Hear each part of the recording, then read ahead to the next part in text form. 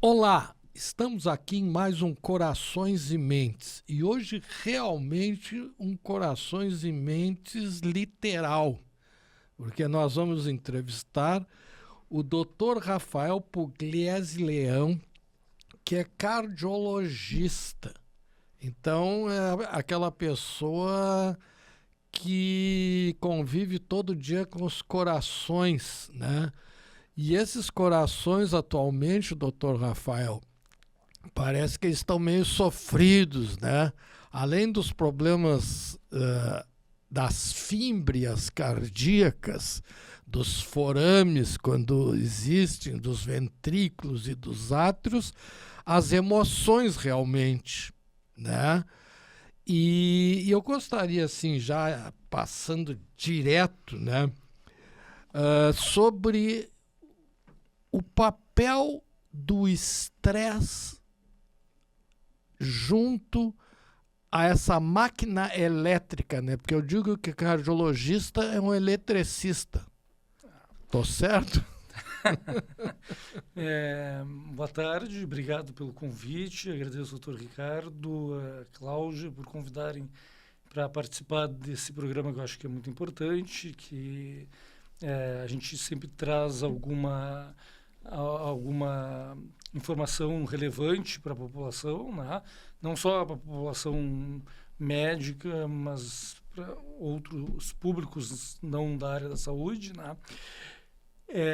Essa pergunta é interessante, né? Que o coração ele bate por um estímulo elétrico, né? E esse estímulo elétrico ele tem que ser harmônico, né? Para conduzir o batimento a batimento. E fazendo um link com as emoções, né? Que a gente, na sociedade hoje em dia, as pessoas andam muito mais estressadas, né? Principalmente nos grandes centros, né? E isso, né? Sim, contribui para eventos cardiovasculares e pode ser considerado como fator de risco, né? Para ter diversos eventos, como o mais temido, uma pessoa ter um infarto, por exemplo, né? Isso, às vezes a emoção, né, pode levar a isso, né? A uma isquemia, né? Pessoas submetidas a fortes emoções, tanto positivas como negativas, as positivas também é importante lembrar, né? Podem gerar uma descarga adrenérgica muito grande no organismo que venha a provocar um evento cardiovascular. Isso pode acontecer e está documentado, né? Pessoas cronicamente estressadas, né? E a gente tem notado, assim, com o aumento da ansiedade, né? A ansiedade, o Brasil hoje, né, não era assim, né, Rafael? Antigamente o Brasil não tinha tanta ansiedade, e eu colocaria o estresse aqui associado à ansiedade, né? Por exemplo, que com a incidência e a prevalência da ansiedade, quer dizer, ele começa e continua, né? Então, o coração, ele recebe essas descargas, né? Então, tu fica taquicárdico.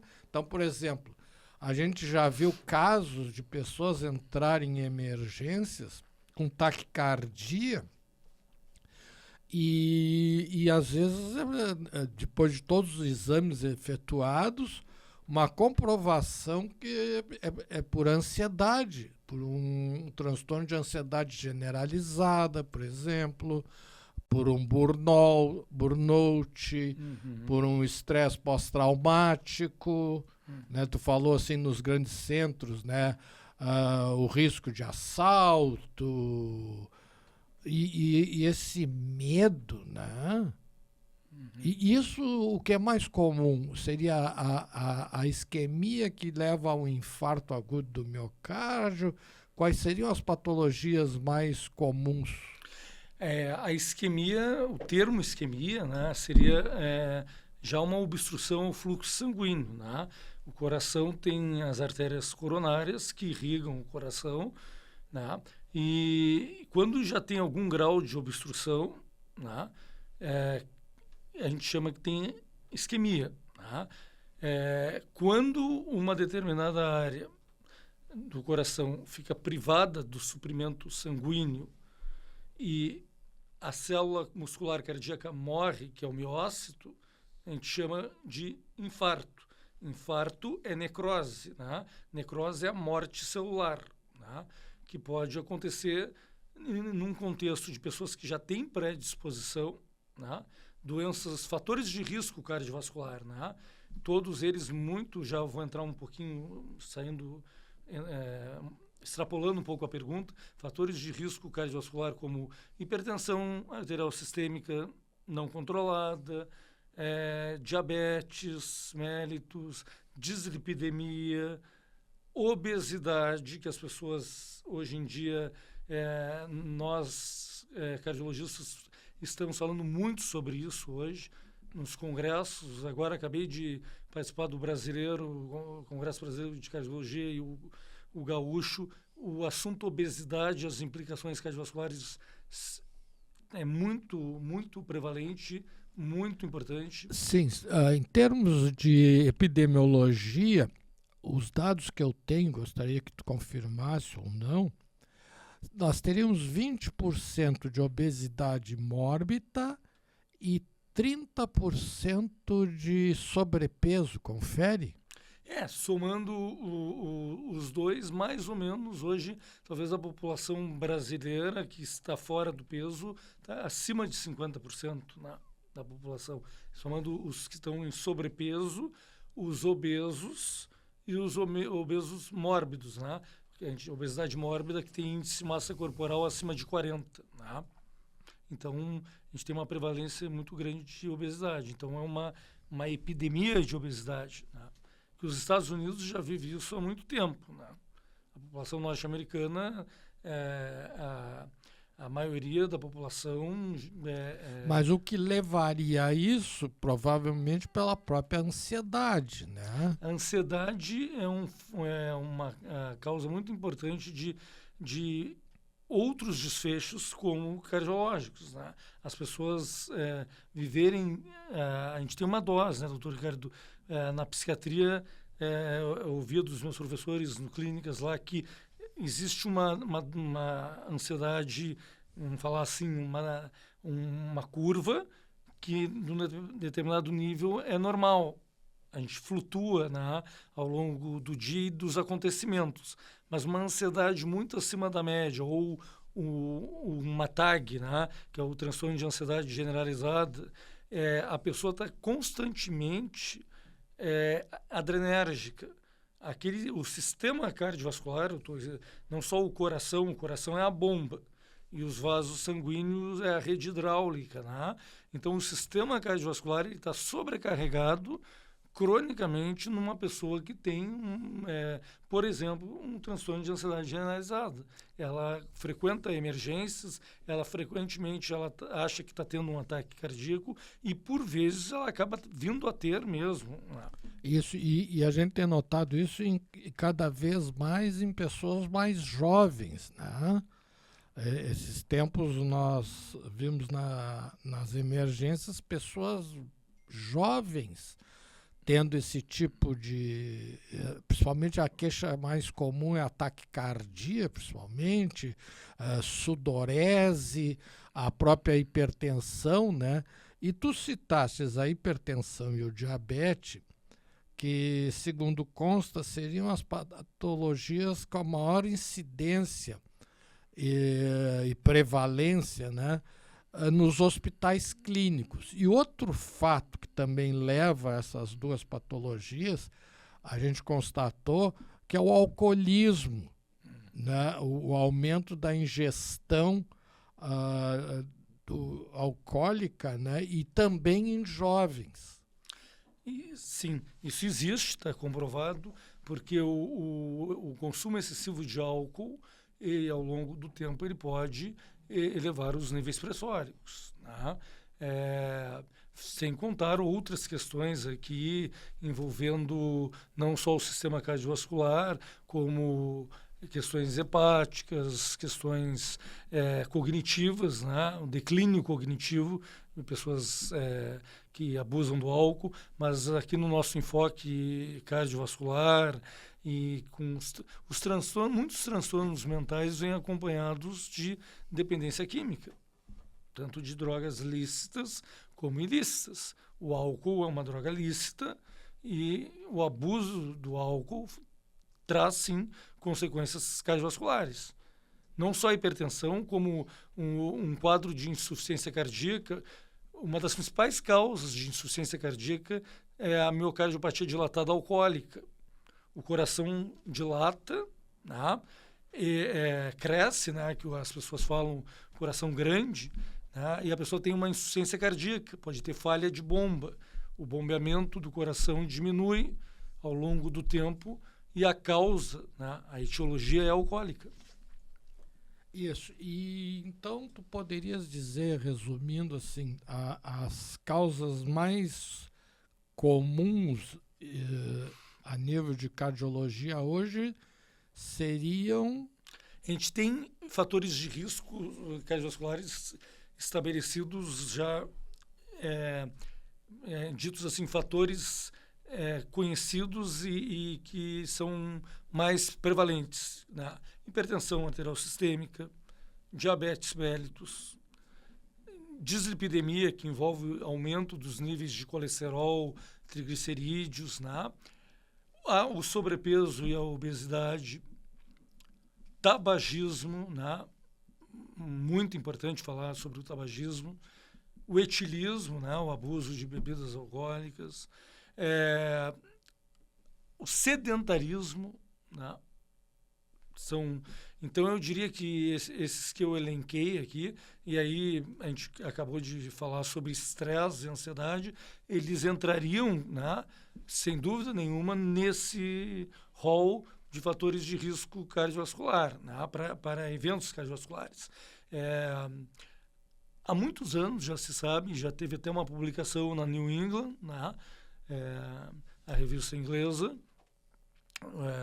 sobre depressão e aumento do risco cardiovascular, né? Isso já faz mais de 20 anos que se sabe que a depressão é fator de risco também num patamar semelhante aos já citados aqui para desenvolvimento de doenças cardiovasculares, entre elas o infarto agudo do miocárdio, né? Então, pacientes que têm depressão, e aqui não confundir tristeza com depressão, que são coisas diferentes, né? A depressão cursa com tristeza, mas a depressão é uma doença e a tristeza é um sintoma momentâneo, né? Tá comprovado. Então, todos esses fatores são risco para doenças do coração, né? E aí eu falei com a ansiedade, né? Mas a depressão também aumentou, né, Rafael? Muito. As emergências a gente pega muito, aumentou abismaticamente assim, o número de jovens, adolescentes e adultos jovens com tentativas de suicídio. E até agora a gente está... Falei hoje com a Cláudia, um colega nosso que recebeu um prêmio em Berlim, um psiquiatra aqui de Porto Alegre, que ele está estudando depressão em crianças, né?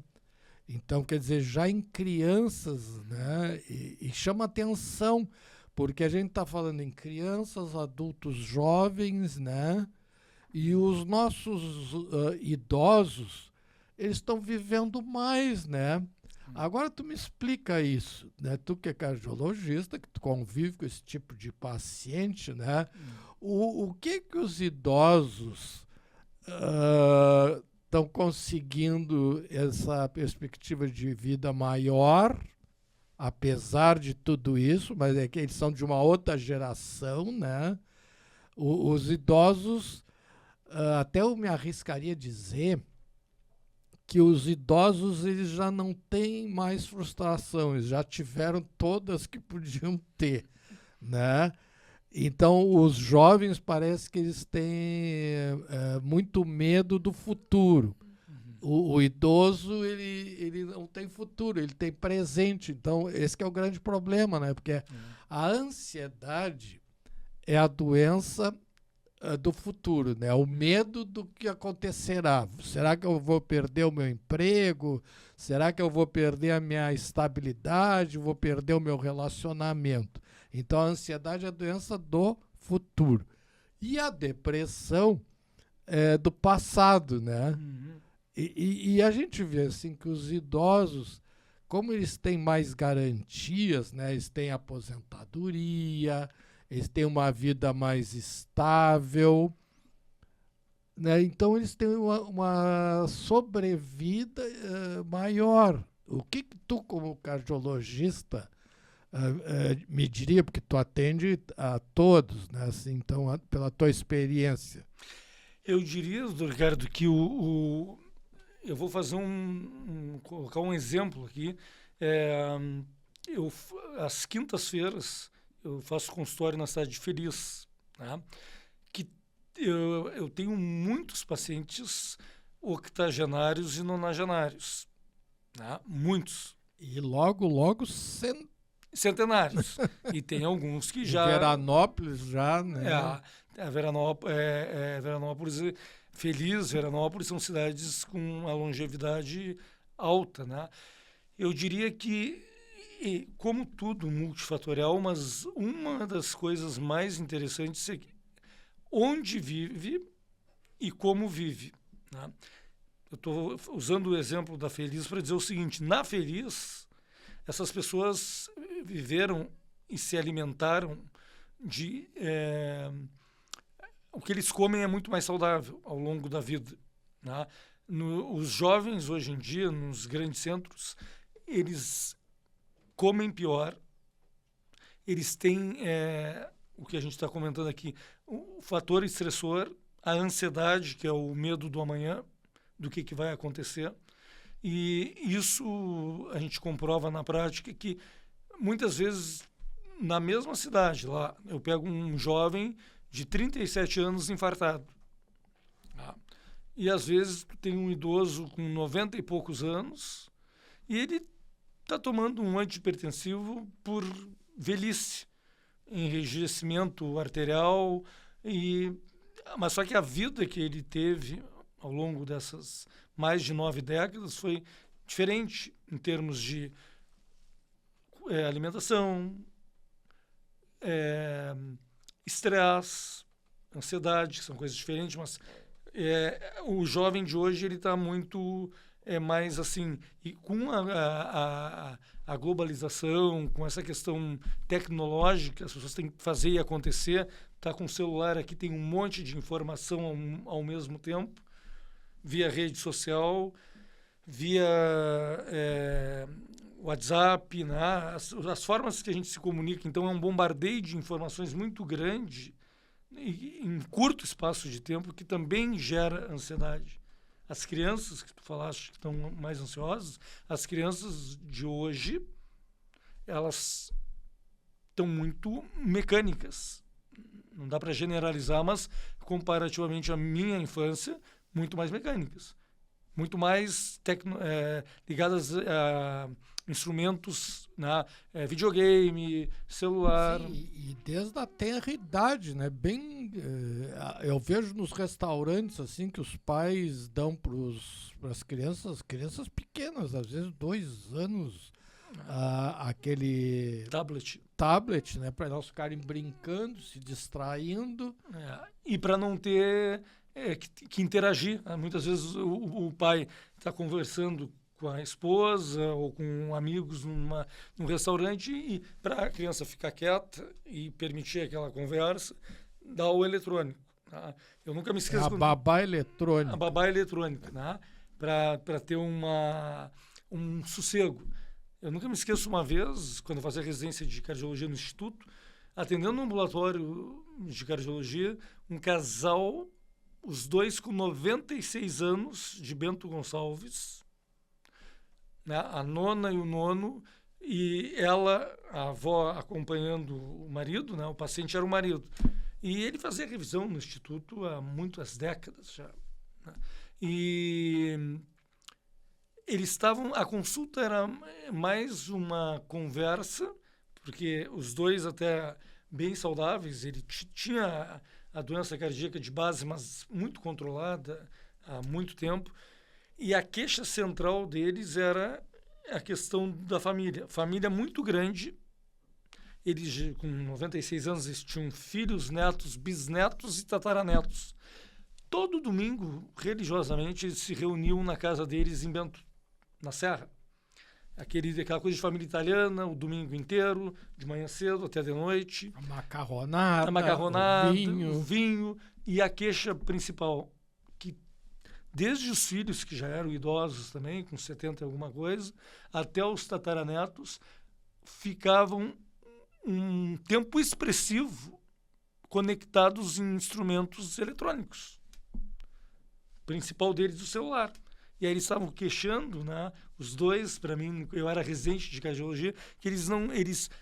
Poxa, doutor, com bastante lucidez, a gente está com quase 100 anos, tá? A gente quer conversar, quer interagir. E as pessoas estão ali comendo e estão o tempo todo aqui no celular. E as pessoas não têm a interação que quando não tinha... Eu, que peguei a transição quando eu estava no ensino médio, na metade da década de 90, que começou a ter celular no Brasil, assim, de 1995, 96, né? Até então não tinha. E a gente era feliz, na minha infância não existia celular. Sim, os brinquedos eram rudimentares, né? Era carrinho de rolimã, carrinho de lata, jogar taco, bolinha de gude, futebol, né? Quer dizer, então isso tudo mudou, né? E chama atenção outro fato que tu falou, assim, que o fato do interior e da cidade grande. Muita gente em São Paulo, principalmente, está indo morar no interior, está se mudando para o interior. Por quê? Um fator de estresse é a distância do trabalho. Então, por exemplo, vou pegar São Paulo, né? Uma cidade imensa, né? Que é 10 vezes o tamanho de Porto Alegre. 10 vezes. Tem gente que fica no transporte público 3 horas para ir, 3 horas para voltar. Poxa, são 6 horas. Uma jornada de trabalho. Uma jornada de trabalho ali dentro, né? E o que a gente vê é o seguinte, a maioria dessas pessoas longe dos seus familiares, da sua cultura, né? No interior, tu almoça em casa, se tu almoça na tua casa, tu almoça na casa do pai, da mãe, né? Ou às vezes até de um tio. Tem essa familiaridade, a aproximação. Por exemplo, aquele homem do campo, ele trabalha onde ele mora. Né? Então não tem esse estresse, né? do transporte, da distância, né? E também os custos, né? Os valores, né?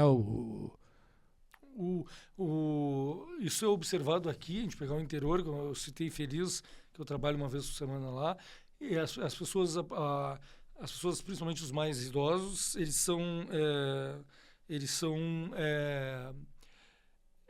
trabalharam na roça a vida inteira, né? Então eles trabalham e moram, como tu disseste, no mesmo lugar. Eles não sofrem desse estresse que tem que ficar não sei quantas horas para ir, se vai ter trânsito, se não vai ter trânsito, se está mais pesado, menos pesado. Isso não existe. Agora, tem um outro fato também no interior que chama atenção. Por exemplo, muitas vezes idosos, eu vi um casal que teve 8 filhos, 8 ou 9 filhos, e eles tinham uma leitaria, já tudo automatizado, etc.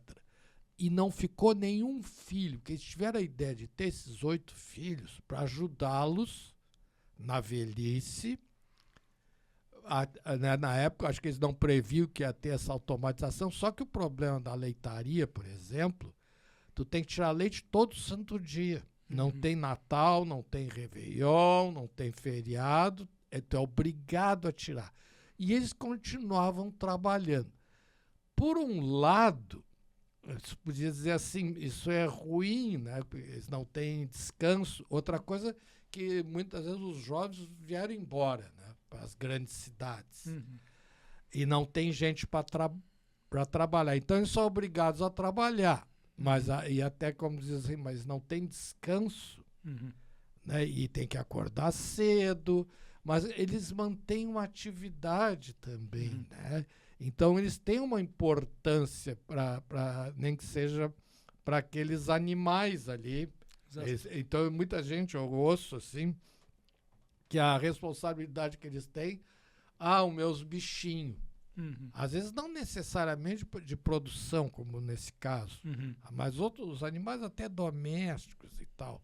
Então essa é outra diferença, né? Com certeza e é outra diferença e faz a diferença, né? Porque apesar disso que tu citaste, Ricardo, eles têm aquela questão diária, né? Não tem Natal, não tem Ano Novo, mas eles estão num ambiente mais tranquilo, que é sob domínio deles. Tá? Os jovens, vamos dizer, os netos, os bisnetos que foram para a cidade grande e que, por exemplo, a cidade que a gente mora, né? Eu vou citar o meu exemplo aqui. Eu moro na Zona Sul de Porto Alegre, em Ipanema. E trabalho Zona Norte, Canoas, Feliz. Pois é, eu acho que tu tem que trocar de casa. Tinha que morar, tinha que ser meu vizinho.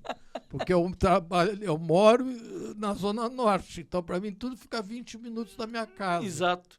Isso é um fator protetor. Porque o trânsito ali da Zona Sul é terrível.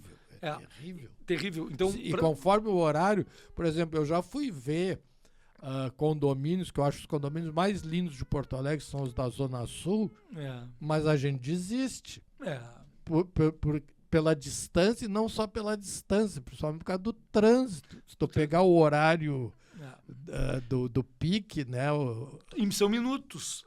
Eu moro no início de Ipanema, bem na transição da Cavalhada com Ipanema. Se pegar, às vezes, uma questão de 5 minutos, o tempo que tu vai perder a mais não são 5, são 20, dependendo do horário. Então a gente está falando. Isso é uma causa de estresse. Isso é uma causa de estresse. Por exemplo, tem uma reunião marcada às 8 horas da manhã no hospital. Eu tenho que sair num determinado horário.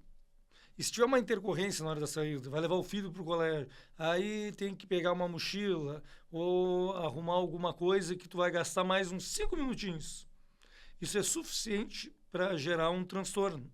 Pois é, agora só o seguinte, aí tem uma questão que foi colocada aqui pela nossa produção, pela Cláudia, que eu acho interessante.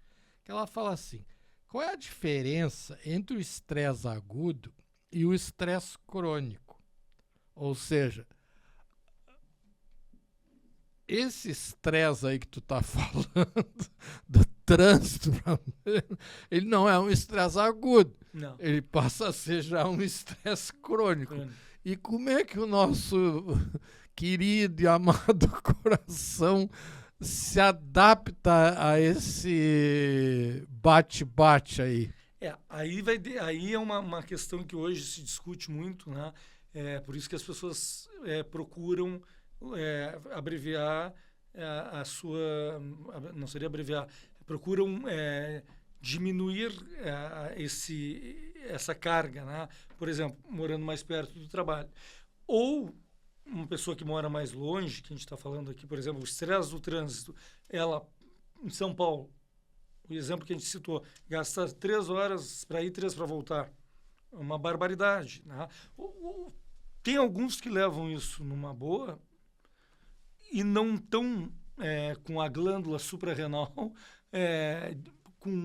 produzindo, né, um monte de cortisol e deixando o organismo inflamado, né, o organismo o tempo inteiro sob vigilância. né? Vamos dizer assim, porque ele se adaptou e não se estressou com isso, né? Pois é, agora tu falou inflamado, né? No caso, o grande problema nosso é essas inflamações, né? A obesidade, por exemplo, ela serve como um caldo de cultura para essas inflamações. Mas a depressão, ela também é um tipo de inflamação dos neurônios, dos nervos, né? Sim. E essa depressão, ela também, muitas vezes, ela se torna, como o estresse, numa depressão crônica, uma depressão involutiva. E como é que o organismo faz para se defender disso? A defesa do organismo, de uma forma ou de outra, o organismo acaba sofrendo as consequências dessas doenças crônicas, né? Depressão, uma pessoa que é cronicamente está com um quadro de depressão, que a gente diria, ou a distimia, né? Que a gente fazia uma comparação que a distimia está para a depressão, assim como a ciclotimia está para o transtorno afetivo bipolar, mas a pessoa que está cronicamente doente. Tá, mas vamos explicar bem para o nosso ouvinte, telespectador, porque aqui nós somos um canal do Sindicato Médico do Rio Grande do Sul, mas nós temos uma grande audiência que não é médica. A distimia seria, vê se tu concorda, um mau humor crônico, podemos dizer assim. Sim, ou uma depressão leve, entre aspas, cronicamente, né? Que não fala uma linguagem mais simples assim. Isso, né? E a ciclotimia seriam aquelas defesas maníacas, uma euforia e daqui a pouco uma melancolia e aí volta, né? Fica indo e vindo, né? E essa gangorra de alteração de humor, e isso ao longo dos anos é deletério para o organismo. Eles têm uma readaptação, mas é uma readaptação não fisiológica. O organismo, ele paga, ele sofre com isso, né? Sim, exatamente. Não tem, é como, vamos fazer uma analogia, uma comparação com o cara que é diabético e não trata. Né? Ele pode não estar, a gente chama de assassino silencioso, né? Ele não está sentindo nada hoje. Só que os vasos sanguíneos dele, o coração, que é a bomba, né? Que faz o bombeamento de sangue, que é a caixa d'água, né? Para o resto do organismo, ele está cronicamente sobrecarregado, com aqueles níveis glicêmicos, né, elevados, sem tratamento. Do colesterol também, devido ao cortisol, dos triglicerídeos. Exatamente. Isso somando ao longo do tempo, certamente tem prejuízo para o sistema cardiovascular. Então aqui, e a gente falando das emoções, né, da depressão, dos transtornos de ansiedade, né, que são muitos, né? A gente falou do mais, vamos dizer assim, talvez com maiores consequências, que é o transtorno de ansiedade generalizada. Uma pessoa que está cronicamente ansiosa é uma pessoa que está cronicamente sobrecarregando o sistema cardiovascular. Sim, porque seria as descargas de adrenalina e de cortisol, né? Exatamente. Né? Por exemplo, o cortisol é aquela substância que é secretada na hora da raiva, né? Então tem muitas coisas que nos dão raiva. O trânsito, o risco, né? Por exemplo, pessoas que moram em regiões de violência, por exemplo, né, estão sempre eternamente tendo que se resguardar, se proteger, né? Então estão sempre com um certo medo, né? Uma vigilância perene, assim, né? Sim, e isso mantém a adrenalina. Então, por exemplo, um sintoma inicial bastante comum, que é a insônia. Por quê? Porque não consegue baixar a adrenalina. Exatamente. Que é agora isso que tu citaste, Ricardo, insônia, né? Problemas com não dormir é deletério, né? não dormir. Nós, médicos, quando a gente faz plantão noturno, né, no dia seguinte, que tu vai para um consultório, vai fazer uma atividade contínua, tu acabou descansando, vamos dizer assim, 3 horas no plantão. Mas 3 horas é sabido que é insuficiente para um adulto descansar. Além de essas 3 horas não serem umas 3 horas tão tranquilas, porque tu, por exemplo, daqui a pouco o médico está numa sala vermelha atendendo uma parada. Minutos depois ele vai deitar para descansar, mas ele está com a adrenalina dele mais elevada. Esse descanso dele, que já é em tempo menor... Está sempre de sobreaviso, mas o sobreaviso cerebral, né? Também. Quer dizer, tu está sempre preparado para o combate. Exato. Pois é, isso leva a... Tem uma pesquisa do Conselho Regional de Medicina de São Paulo, não sei se tu tivesse acesso a ela, da redução do tempo de vida entre os médicos. Né? Eu não cheguei a ler a pesquisa, mas já ouvi falar. Muito tem a ver com os nossos, com a nossa rotina de trabalho. Né? Porque nós temos uma rotina de trabalho intensa, tanto do ponto de vista intelectual, no sentido de a gente vai aos congressos, tem que se atualizar, como a carga de trabalho ou outra de atender os pacientes, independentemente da especialidade. Se não dosar isso, né, ao longo dos anos, isso tem consequências na saúde. E o tempo de vida pode ser abreviado. Uma pessoa que não dorme, por exemplo, cronicamente, é sabido que tem pessoas que só fazem plantão noturno. Vamos dizer, noite sim, noite não, está de plantão. Vários. Né?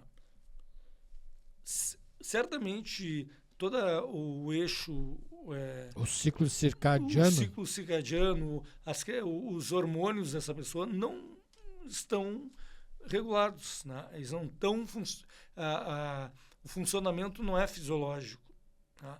O organismo fez uma readaptação para essa pessoa viver assim. Só que essa readaptação mais na frente pode ser deletéria e abreviar a vida dessa pessoa. Não, e o grande problema que a gente tem visto hoje na área médica, primeiro é para pagar, quer dizer, houve uma proliferação de faculdades de medicina, que poderia se pensar assim, com tanta faculdade de medicina vai baixar o preço, mas pelo visto não.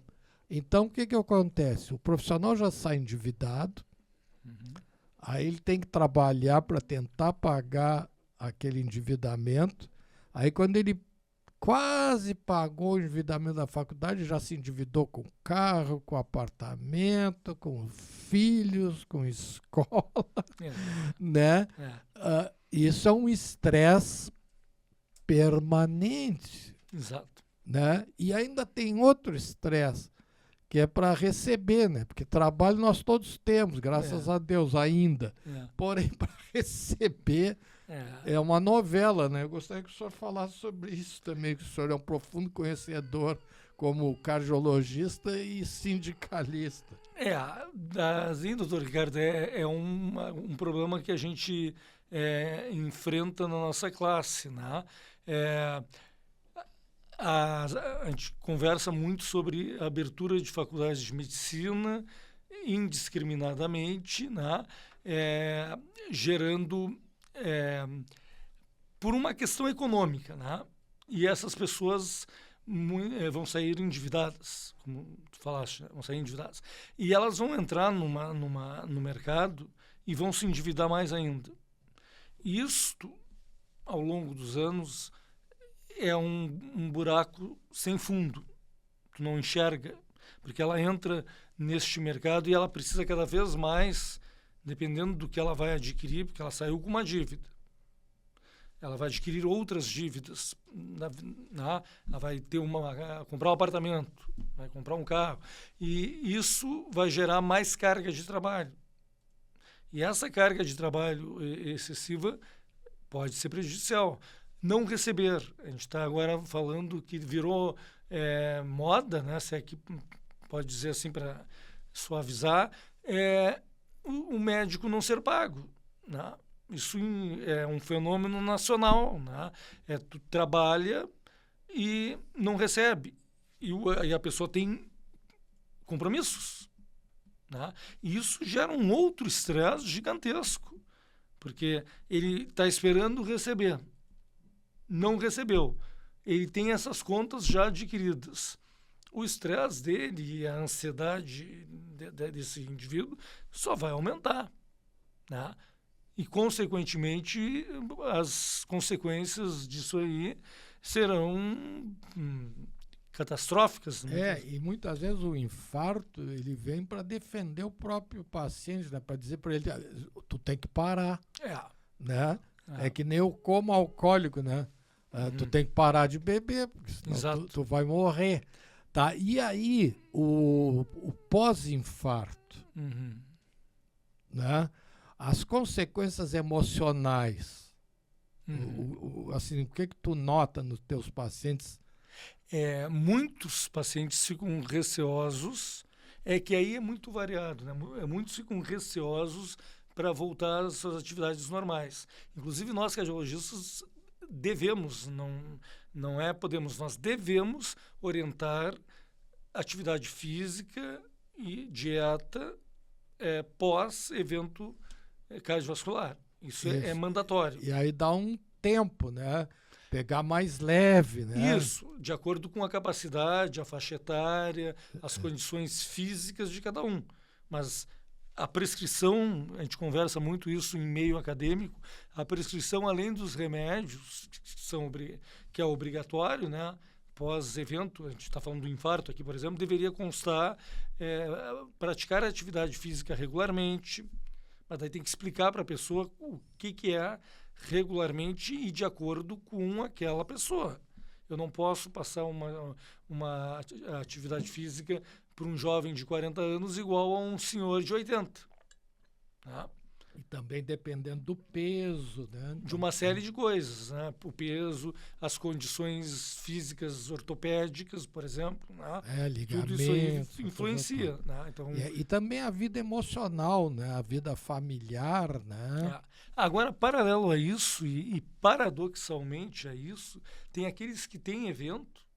Hoje atendi ainda um paciente que já tivera 3 AVCs, um infarto, né?